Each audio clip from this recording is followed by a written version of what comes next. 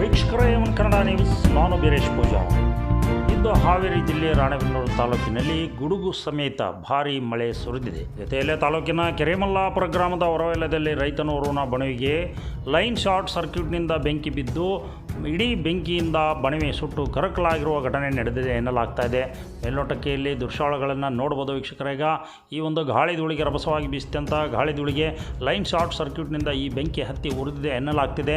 ಆದರೆ ಈ ಒಂದು ವಿಡಿಯೋ ಚಿತ್ರೀಕರಣವನ್ನು ಈಗಾಗಲೇ ಸ್ಥಳೀಯರು ಅಥವಾ ಅಲ್ಲಿನ ಸಾರ್ವಜನಿಕರು ಸಾಮಾಜಿಕ ಜಾಲತಾಣಗಳಲ್ಲಿ ಹರಿಬಿಟ್ಟಿದ್ದು, ಈ ಒಂದು ರಭಸವಾದ ಗಾಳಿಗೆ ಈ ಲೈನ್ ಶಾರ್ಟ್ ಸರ್ಕ್ಯೂಟ್ನಿಂದ ಈ ಒಂದು ಅಗ್ನಿ ಅವಘಡ ಸಂಭವಿಸಿದೆ ಎನ್ನಲಾಗ್ತಾ ಇದೆ.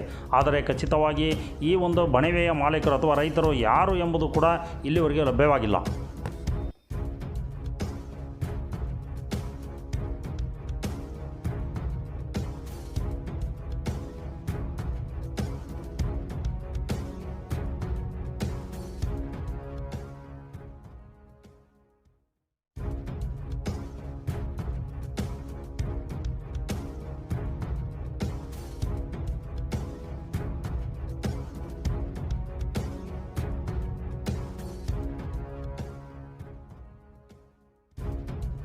ನೋಡಿದ್ರಲ್ಲ ವೀಕ್ಷಕರೇ, ಇದು ಈ ಕ್ಷಣದ ತಾಜಾ ಸುದ್ದಿ. ಹಾಗಾದರೆ ಮೊದಲು ನಮ್ಮ ಸುದ್ದಿಯನ್ನು ನೀವು ನೋಡಲು ನಮ್ಮ ಚಾನಲನ್ನು ಸಬ್ಸ್ಕ್ರೈಬ್ ಮಾಡ್ಕೊಳ್ಳಿ, ಲೈಕ್ ಮಾಡಿ, ಶೇರ್ ಮಾಡಿ ಅಂತ ಹೇಳ್ತಾ ಮುಂದಿನ ಮತ್ತೊಂದು ಭಾರಿ ಸುದ್ದಿಯೊಂದಿಗೆ ಭೇಟಿ ಆಗ್ತೀನಿ. ಅಲ್ಲಿವರೆಗೂ ನಮಸ್ಕಾರ.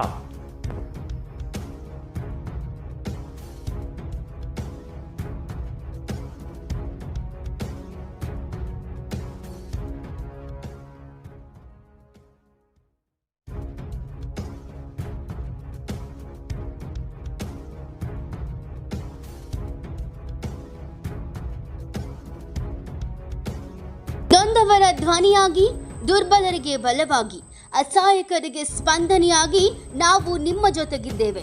ನಿಮ್ಮ ಸುತ್ತಮುತ್ತಲಿನ ಯಾವುದೇ ಅನ್ಯಾಯ ಅಕ್ರಮಗಳನ್ನು ನಮಗೆ ತಿಳಿಸಿ. ನಿಮಗೆ ನ್ಯಾಯ ಕೊಡಿಸುವ ನಿಟ್ಟಿನಲ್ಲಿ ನಾವು ಸದಾ ಜಾಗೃತರಾಗಿರ್ತೇವೆ. ಎವನ್ ಕನ್ನಡ ನ್ಯೂಸ್, ಸದಾ ನಿಮ್ಮೊಂದಿಗೆ ನಾವು. ನಿರಂತರ ನೈಜ ಮತ್ತು ಸ್ಪಷ್ಟ ಸುದ್ದಿಗಳಿಗಾಗಿ ನೋಡ್ತಾ ಇರಿ ಎವನ್ ಕನ್ನಡ ನ್ಯೂಸ್.